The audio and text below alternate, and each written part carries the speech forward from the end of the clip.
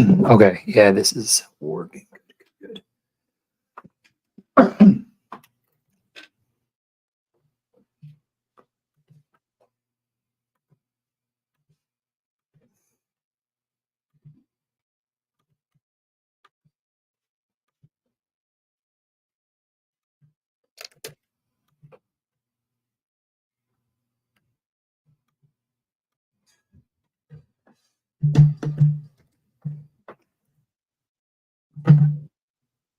Okay. All right. Oh my God. Let's get this started. A couple people jumping in. Oh, oh, I can hear myself twice. Good start. Never a technical issue before. First time live now. Should probably post this in Discord. Normally smart. Finishing up 2 more drafts. I really want to max this, but we're gonna see what we get once we're done. Welcome, fun slate. Tried to watch all of the Run the Ship It. No, Run the Sims, right? Right? No, what the heck is their name? Run Pure Sports stream. There it is. Tried to watch all of that. Just eventually I had to get over to my own stuff. Good stuff over there. Always appreciate listening to Saul. I think he's pretty good in the space. So hopefully they keep doing that. I think it's good for the game, if you will. So as I send this out to everyone and finish drafting, we're gonna get right into it pretty quickly here. Show a few new things, kind of go over my thoughts on the slate, uh, angles I'm attacking. As I try to get a couple more DraftKings lineups together, I'm gonna throw a few in that they're 50K at first. These teams are gonna suck. Who's in net for the Rangers? Quick, sadly but surely. Um, I got everything up. This will probably be the last time. It's maybe the last time, one of the last 2 times that this is kind of like a bit of a janky PowerPoint rather than like actually being good. So I'm gonna in the future get some graphics going. That's done. I'm just gonna pull it up right now. No sense in waiting around. We all got lineups to build and money to win. So let's pull this up. Start with the underdog slip. So yeah, it's not too crazy. I think it makes a lot of sense. These are teams I'm targeting. I'm going to get into why I'm targeting these teams in general in just a moment. The Blues started the year really, really bad. They got a little bit better. I don't think that I don't think this is a terrible matchup for them, honestly. Like I think it's competitive, but that's kind of what you want with Kyle Connor. You want him getting out there on the ice. You want him in the normal role. I think he's the clear shooter on this team. And with Ehlers off that first power play, I think it gives him even more of a boost. Kucherov, I'm just going to run it back. This Montreal team is pretty bad. I think they could keep it somewhat competitive, though. So I'm down with it again. Kucherov versus the world. I'm just in on it. I'm not going to overthink it. It's good. Do you do prize picks? They should be the same. I mean, normally underdogs actually a bit harsher, so they should be the same. The only change I would make, and I was hoping for, is I really like Kaprizov a ton tonight, but underdog has him at 4, and I just don't know how you add that to a slip on, I guess, either side if prize picks is also, has him at 4 and just actually feel like you made a good bet because it's just so much value you're leaving on the table versus just going to a sports book. Almost if you literally can't. But Kaprizov tonight over 3.5 is one of my favorites on the entire board. But yeah, so prize picks, it should be the same. I mean, underdog sponsors, puck luck stuff. So I'm going to normally just show their stuff, but I didn't show the comment, but that was the comment there. But yeah, just like it should all correlate. All this should come together. I never play insurance. It's totally up to you. I think it absolutely nukes your expected value. And I know that oftentimes I could be left holding the bag on that. And I've gone 4 or 5 many times, but it doesn't work out with the math. So I just won't do it. And I think in perpetuity, if I'm going to bet the same way every time and try to get the most value in each slip, it's going to work out in my favor over the long run. But I could be frustrated when Kyle Connor gets a 3 and ruins an entire slip. Been there before. But yeah, let's just get into the games really quick. This is something that's always in our Discord, always when Matt can do it, obviously.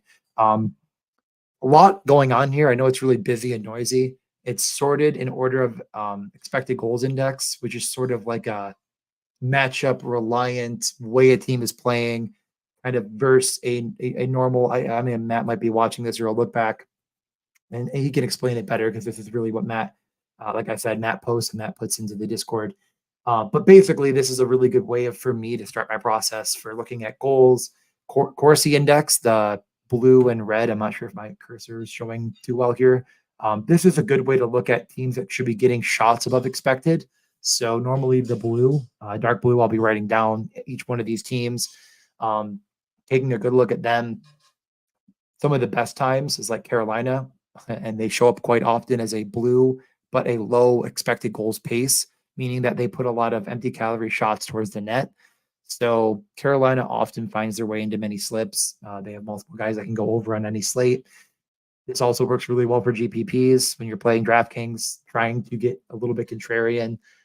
If you can funnel in your own metrics for ownership and see like, okay, well, Minnesota's not going to be very high owned, but again, they're in a great spot. And I talked about Kaprizov and how much I love him tonight. All of that is ringing true. And it's kind of like eating into his price for his prop. And I think it eat into his ownership just because of the perceived matchup being bad when it really isn't. And even if you go to the end and you think, okay, well, what is the actual problem? It's goal pace in the game in general. So basically, and this isn't like this is what the score is. It's not a projected score. But the point being that it kind of makes Kaprizov even better. If you think this game's going to be competitive and there's really only going to be, the goaltending is going to keep the score lower, it keeps the game competitive. It keeps Kaprizov in the top line on the ice. It kind of feeds into it even more. And I think a lot of that kind of gets overlooked. So again, this is a bit more predictive than most, of the raw numbers that I show in R. Kind of getting a good grasp on where we want to attack, especially on a 10-game slate when it can be a bit overwhelming. You can kind of cross off your Buffaloes and your San Jose's. I mean, you should probably cross them off every time.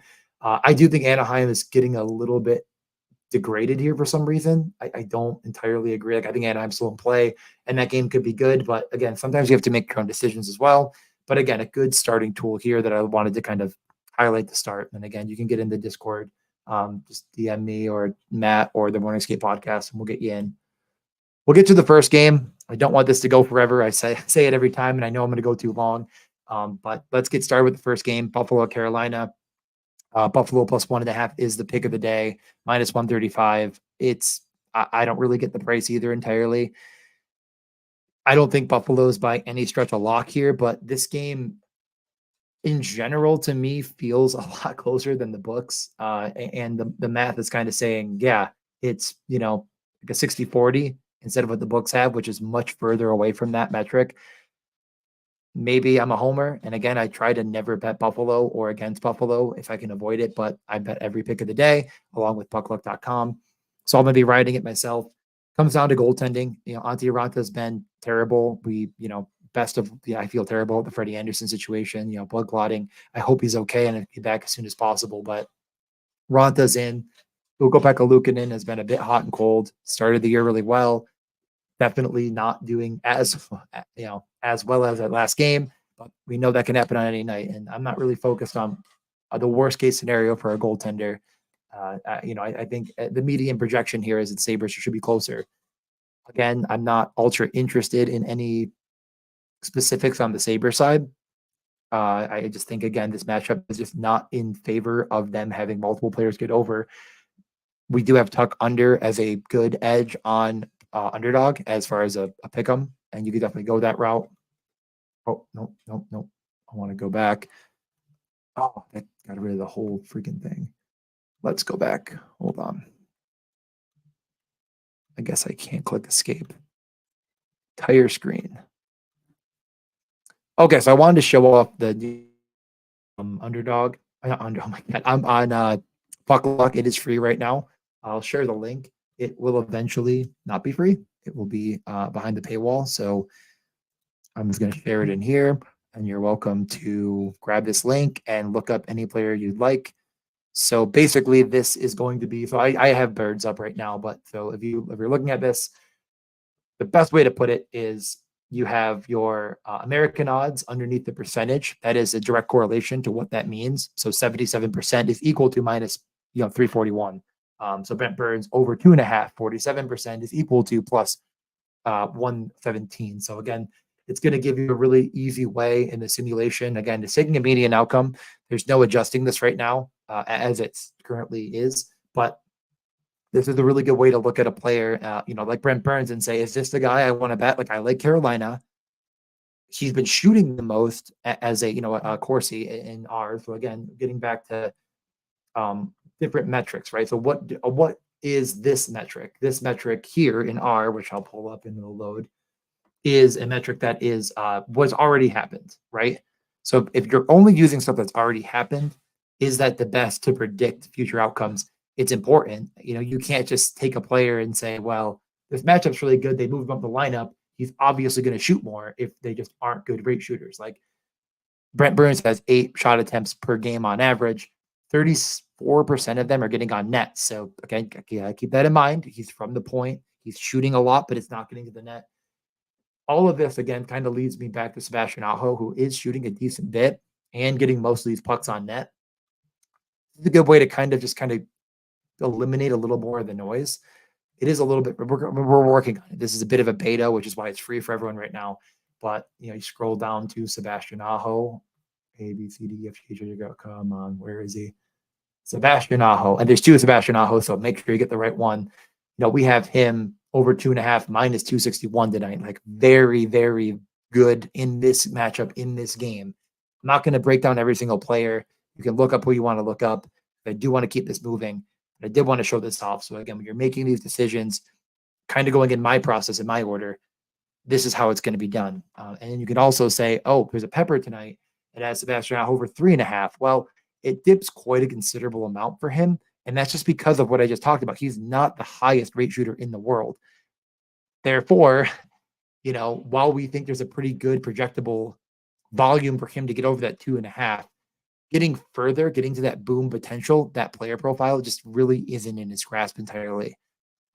Feels like a good bet over 2.5. As you get further away, it gets worse. And if you bet Peppers on Underdog, I don't really know if Prize Picks has anything. I just don't really like their platform as much, to be honest. But I know there's edge there. You can sort through it. I'm guessing, Stamkos kind of like double the boom potential. A guy that when he's shooting a lot will just continue to shoot. You see what I mean? So and again, it's a player profiler tool. So we're trying to profile these players, understand them better, and understand ways to bet them in each individual game. So if there's any questions, I'll answer them as we go. I'm going to get back to game-by-game breakdowns, right back into it with Tampa and the Canadiens. So this game, there wasn't much of an edge. It's like a little bit on the Montreal side, but I'm not betting it. It's a back-to-back. I have no interest. And more than anything, the belief that this game could be closer than we expect is just once again leading me back to Kucherov. And that's what I'm doing here with shots on goal. Just think he's really talented. Think he's going to continue to be very useful. Not a ton to really go over here. Cole Caulfield, a lot of people like him tonight. I still respect Tampa a decent bit. You can do it. Going back to I'm hoping I think I fixed it now, so it just pops straight up. Yep. So going back to if we pull up this game, I didn't pull up Buffalo. Like I said, I have no interest. I got my favorite team, and I just don't care. I'm not betting on any of them tonight. Tampa and Montreal. So we go to look at, again, go back in time a bit to what's already happened on the season. Again, this is not anywhere. This is in our script. So if you have a lot of ability in I guess, you could figure this out. But Caulfield and Kucherov shooting about the same on the season as far as individual shot attempts on net. Again, they're both getting a lot of shots on net. They're both really gifted at shooting. Makes a lot of sense. Kucherov is playing with better line mates, in my opinion. Like Braden Point's just better than Nick Suzuki. Yuri Slafkovsky is on the top line, probably in Montreal. He's good, but still don't really think he's up to the Hagel level. So again, I just kind of all encompassingly, I'm not sure if that's how you say that, but the point being, I think that's the way to attack this game. I'll pull up the player profiler one more time. Honestly, I didn't even pull up Cole Caulfield. So I'm wondering, shop profiles. Let's pull up Cole Caulfield quick. I wonder what we have.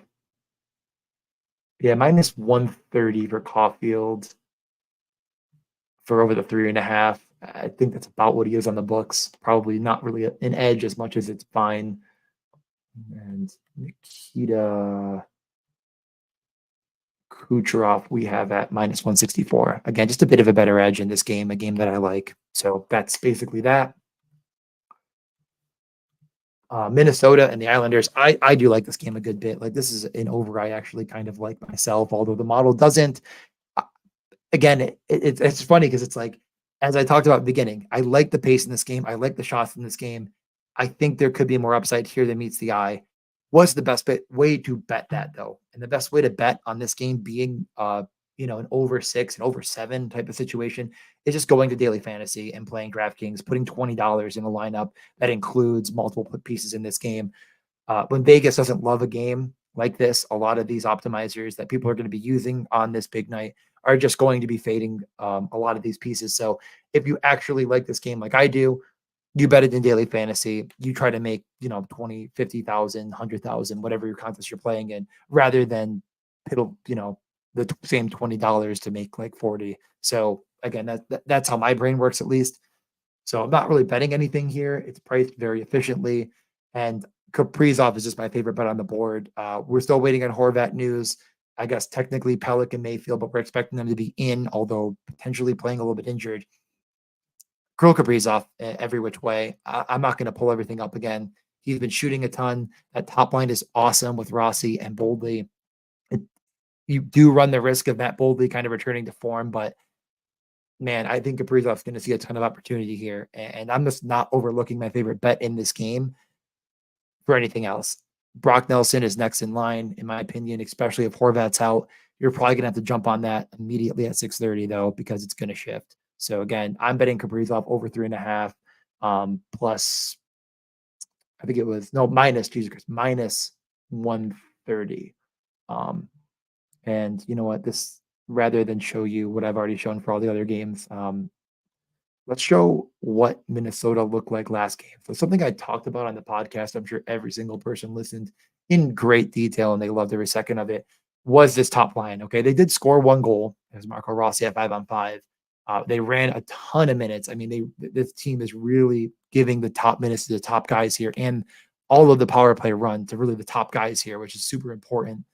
Um, but what was more staggering to me was just the expected goals difference for Minnesota against the Rangers. I mean, they absolutely pounded them. And it was just really all this top line. I know Eriksson Ek too. He's great. But Boldly, Kaprizov, and Rossi all had an unbelievable amount of shots. And that makes me feel very, very good. That is a plan. And that's what they want to do. And the Rangers, I respect more defensively than the Islanders. It's not by a ton. Like, I think they're both fine. But man, like, this line produced a ton of expected goals. Well over one expected goal when they were all on the ice together. So yeah, not a ton to really say other than that. I'm going with Kaprizov as my favorite bet in this game. Next, Detroit at the Rangers. A lot of interesting little things here, and we were waiting on Larkin news before anything else. But again, I'm pretty staunch on fading most Rangers games. If they get up, they really clamp down on any other team. When they're behind, you're really feeling good about, your Panarin, Panarin's the Benitez of the world right now. We do have one bet on this game, and we'll get to it at the end. But other than that, I'm basically fading. The bet here is on Detroit plus 130. We have them at 107. But again, you're basically saying that a team is what, like 8% more likely or something ish to win. And like less than that, like 6, 7, I don't know, whatever. Like, sure, it's goaltenders. It's going to probably come down to here. Like, is Quick going to stay what he's been this year or revert back to what he was? Or is Husso going to get back to what he was or stay what he's been this year? It's kind of back and forth to me. I just don't care enough to bet on it. Nothing stood out. We got to wait on Larkin for anything, in my opinion. You could go back to Panarin. You could look at Zibanejad. I think people are on Kreider. I think Blake Wheeler sucks, so I'm not going to bet him. They don't use the second power play a ton. Gustafsson, Trocheck. I think Trocheck for a point is also okay, but again, like nothing that I want to mix in. If I was making a 10-leg parlay, I'm waiting for Larkin news. If Larkin's out, I'm going to wonder who moves up. But Raymond for a point or Trocheck for a point are probably what I'm looking at. I already said Kyle Connor here in this Jets Blues game. I'm probably sticking to it. I, you know, I think this line is pretty bad here. Minus 140 on the Jets is wrong. And again, you're kind of thinking, well, if that's wrong, why aren't the Blues right? Again, we don't have a Vegas VIG in our model because one team's going to win and one team's going to lose. Should equal 100%, but Vegas makes their money here. So it's not big enough for me to bet the Blues either.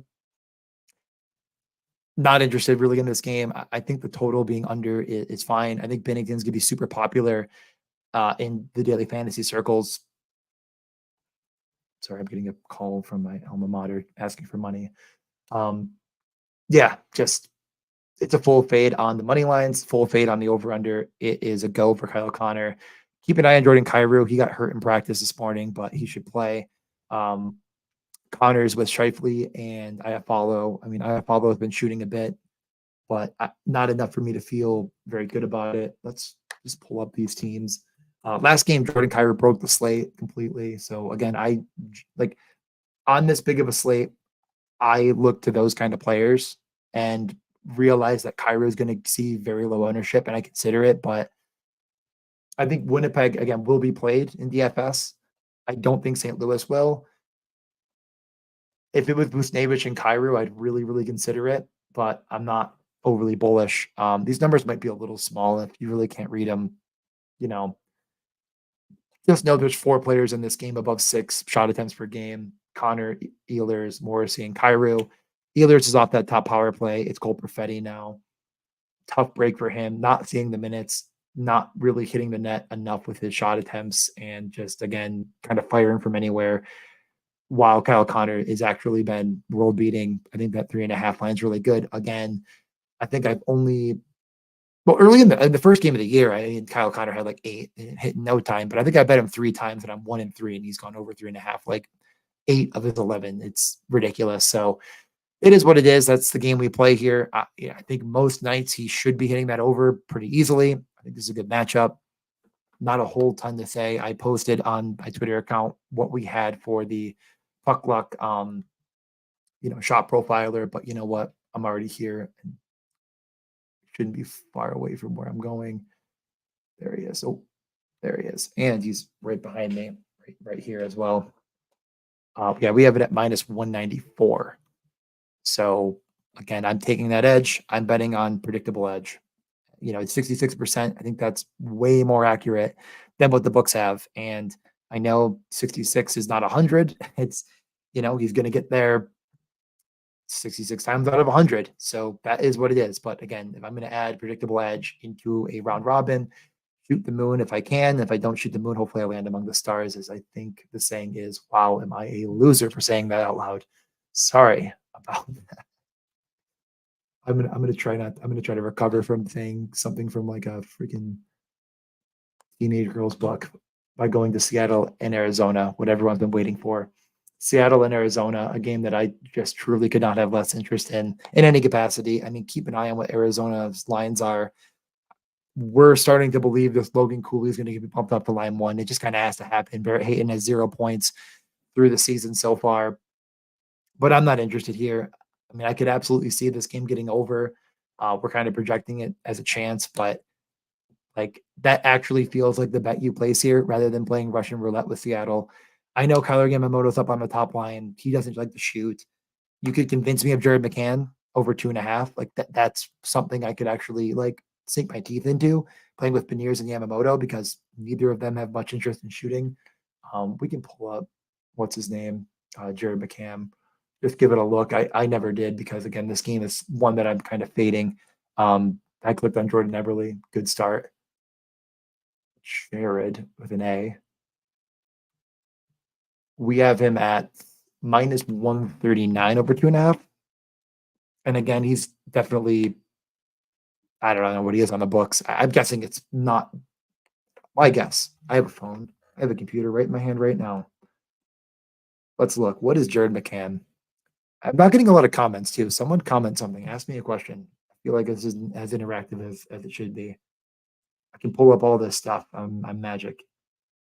No one's got any questions so far. Everything I said has been perfect. That could be the case too. I buy that. McCann minus 135. So price exactly correct, by the way. It's fine. We have it as a, you know, very, very small edge, like a 1%. So whatever. Um, okay. Yeah. And I mean, yeah, I'm not gonna look at Keller or any of those guys. Just no, thank you. Anything else here? I don't know about, yeah, the saves are on the board every time here too. So I get under could be okay or something on the cord, but again, I'm just not interested. Nashville and Calgary. This is one that I just keep coming back. Rossi Calder. Duh, obviously. Schmaltz over 2, though. I could take a look. Let me take a look. Let me take a look. I could at least get a couple questions. I might as well look. I feel like Schmaltz hasn't shot the puck much. We'll take a look at. No, this should give us something to look at, actually. I really wonder about Kyler Yamamoto. Now I wonder what we have. Jesus. So likely to have one shot attempt or one shot on net. Interesting. Okay. Schmaltz. Ooh. Okay. Yep. So we have him 2.5 at, so over 1.5 is pretty solid. So 2 is, again, I mean, you're kind of, it's fine. Yeah. He's averaging about, 2.4. We have him over 2. It's not much. It's fine. We're going to get to the Flyers. Don't you worry. We're going to get to the Flyers. I do think that, yeah, I think you're probably more or less right on what you're saying. But let's get back to a game that no one cares about. Nashville and Calgary. It's pretty easy to me. It's probably just Forsberg and Yossi on one side, and I'm not really looking too far away from Kadri on the other. The top line is what it is. Not the highest total that we have projected, not the highest total on the slate by any stretch. So I'm just kind of going to fade the point props here. I think if you're going anywhere, actually, let's just go. Why can't end show? I'm gonna go back to the start. What did we have for this?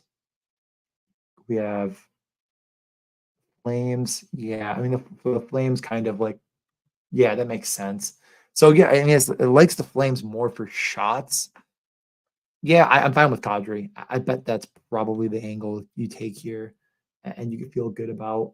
Shouldn't be too far away from where I'm already at. Over 2.5 minus 108. So yeah, probably not great. Yeah, there's nothing here. That's fine. There can be nothing. We can move on. Your work site has figured something out. It's probably in our, like, it probably picks up on keywords, and we've tried to push those keywords to get more people to view our website. So it's probably blocked because it has that like in its dialogue. Um, Interesting though. I can look into it. We're working on that kind of stuff, SEO stuff right now. We'll move over to Pittsburgh and Anaheim, a game I'm much more excited to talk about. I love this game for everything. The over 7's a bit steep for my liking, but I definitely get it. I think Pittsburgh's going to have a lot of shots. That's the way I'm going here. We had Gensel as an unbelievable edge.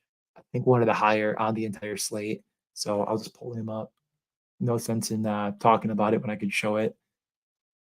Where ABC Jared Gensel over 2.5 minus 182. Maybe this wasn't the biggest one. No, I know what it. Yeah, him for 3 on underdog is what I really liked because again, it's much more of a likelihood of his boom. Malkin over 2.5, I found pretty strange. Just because it was like minus 140 or something. That just seemed kind of crazy. We had it minus 207 over 2.5.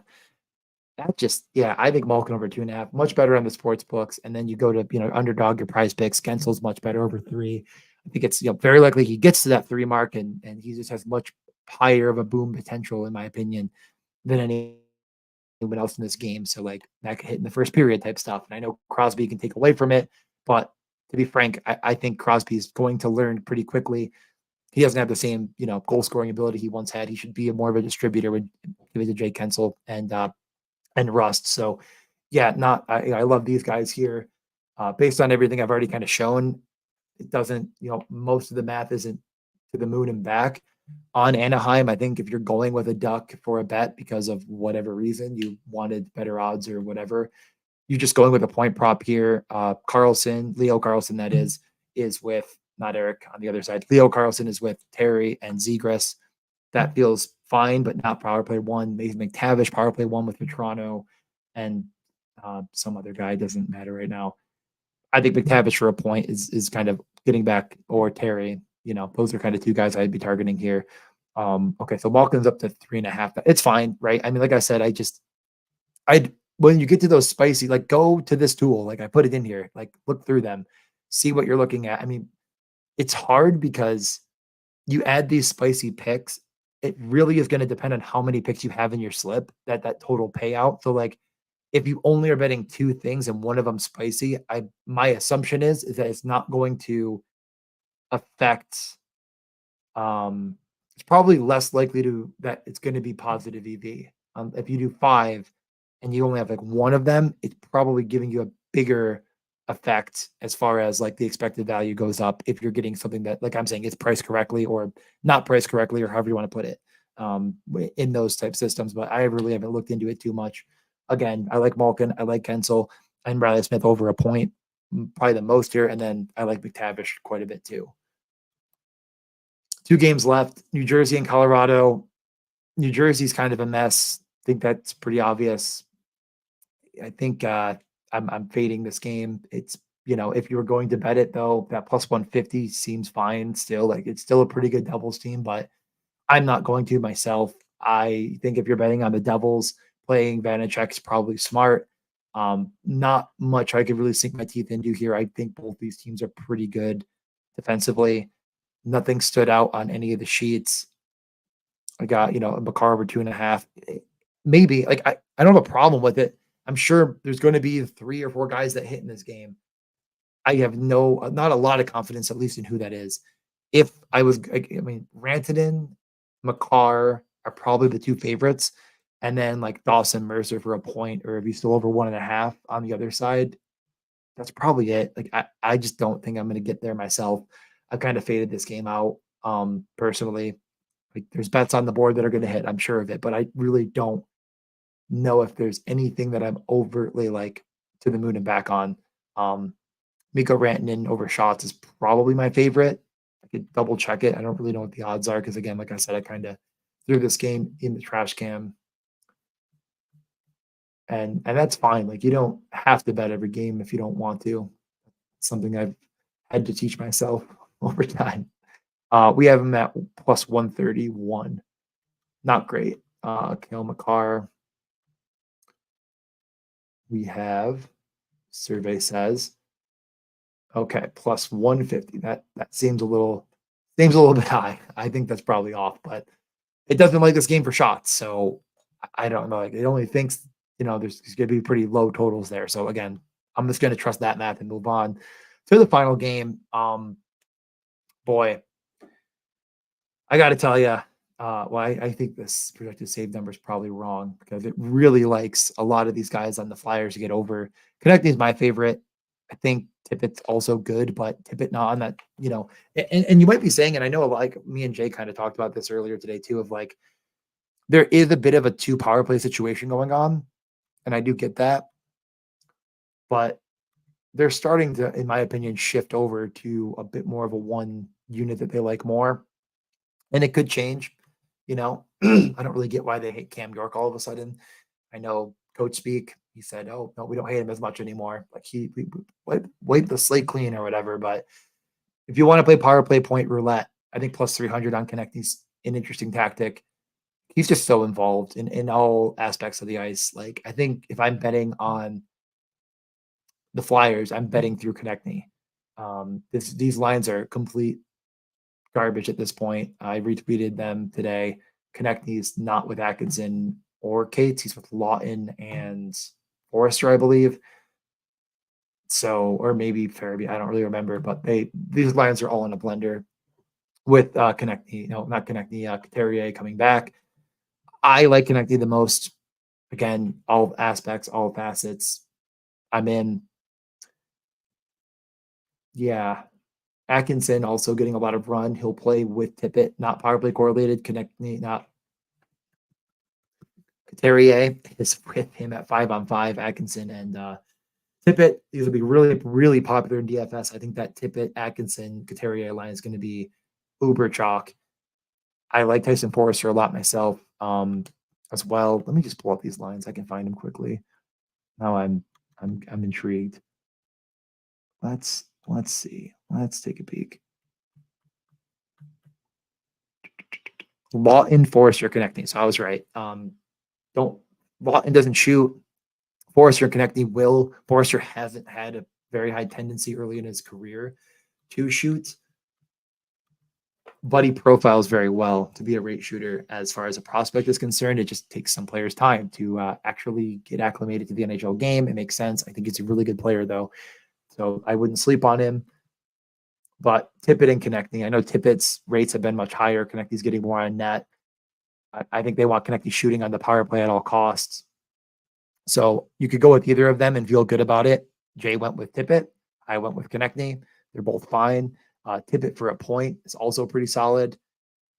It's just like Konechny, to me, it's like he profiles as a guy that, like, if he gets shooting, it's going to be, it'll be wild. And if you think this game could be close, and a lot of people are talking themselves into betting the Sharks tonight, the model doesn't think you're wrong. Where is this? There it is. It's not insane, but this seems off. I don't know what happened to this game. I think this whole thing is kind of messed up because this all changed. Now the Sharks are favorites. I think something is wrong with all of these numbers because it's something got nixed. So let's pull up Buck Luck. Let me see. I'm guessing it's that game was being worked on when I pulled the numbers. It still says that. I still think something's wrong. Yeah. No, I mean, Tippett on Puck Luck is it's insane. Like, I agree. Like, Tippett is really good. Connecting is also really good if you look at the same thing. I'm just gonna throw this out though, because I feel like that's just not right. Something is wrong. Yeah, I know something happened. Like, Frost comes out. I feel like it's not saying that. I'm gonna have to, when we finish this up, go to Jay and ask him to fix it because I think it's assuming maybe there's not another player there or something. Tyson Forrester, he's on the thing at over 1.5. It really likes that as well. And then Travis, Jesus Christ, DJ. I don't like that it's in alphabetical order by first name. Again, stuff we're working on, but again, over 2.5, it's minus 446 for Konechny. Like, these guys that shoot are going to shoot, and yeah. So let's just ignore this page. Move over here. Finish this up with from current slide. These were our guaranteed goals for the day. I still like them. Tyson Forrester. I just talking about him. Like, I really think he's a good player. I went Forrester and Gensel. Matt went Kreider and Hurdle. Put that bet in. I'm sure it's priced pretty crazy. Forrester's, I'm sure, pretty wild. Normally, FanDuel has better odds than DraftKings, but do whatever you wish. Again, Kreider, Forrester, Hurdle, and Gensel. And last, this is the DraftKings slip. I'm going to tweet it out as well. I think that Malkin line is just better than betting big plus money on Gensel over 3.5. Like, what? Like, if you're doing if you're straight betting all of these, Gensel probably is a better value. If you're parlaying it in a round robin, like I like to do, Malkin is much safer. Like, the odds Malkin gets over 2.5 are, like, let's just say 68%. I don't know, 70%. And the odds that Gensel gets over 3.5 are like 52%, right? It's like, okay, well, there's a better edge maybe on that Gensel, but like in a parlay, it's not really what I'm looking to take things that I think are projectable edges, and they're also safe projectable edges. Because Konechny, Tippett, both are replaceable. Kaprizov for me. I'm not going to boldly yet, but I think you could. Kyle Connor, ready to cry. And Kucherov went over that in spades, and then Sebastian Aho, Carolina, went over that as well. Don't think I need to go crazy. I'll tweet this out. People keep telling me I can like somehow post these slips so you can also do it. I don't know how to do it, and I've given up. I tried to look into it once. Maybe you have to do it like on your computer. I don't know. My computer always has a tough time with that. It's always like, can't find my location in garbage. So all that being said, I'm going to get out of here, finish up some slips, not slips, some drafts, some lineups, favorite stacks again. Like I love Minnesota as far as being a little bit contrarian. I think if you're betting on the Flyers, correlate it as best you can. The power play could be a little bit of a mess, so keep that in mind. I'm probably fading Philadelphia 1, hoping it doesn't burn me, and just kind of going with like a connect me route that's different. If I do play the Flyers, which I might not. Other than that, I mean, let's go back in time really quick. Was there another game I liked for DFS? If anyone's here for that. Yeah, Pittsburgh Anaheim. I mean, you could game stack that. I love Pittsburgh. And yeah, I mean, that's the majority of it, right? Pittsburgh Anaheim best, Minnesota Islanders. I like that. And I'm just going to kind of go that route and maybe sprinkle a piece of the Flyers if I need to. But again, there's a lot of puns on the slate. I'm going with like a Forrester because I don't think people are going to play him over a guy like Blake Wheeler, who I think will be piled on. And, Gustafsson is pretty jammable as far as a punt on defense for the Rangers. So maybe people think they're going to get cute with that. I'm not. So I only went for 40 minutes this slate. I'm getting worse. Good times. Like, comment, review, rate. I don't know. Do all those things if you'd like. Any last questions here before I get out of here as we close up shop? Let me know. I'm going to give it like one more minute, but definitely follow Pucklock. Go to that site. I'll tweet it out again. And I'm going to tweet out that bet slip right now. Actually, I'll tweet it out with the shot profiler. And I'll go to, what's his name? I'm going to look back in a second. So get any last questions in while I do this. Where is Travis connecting me?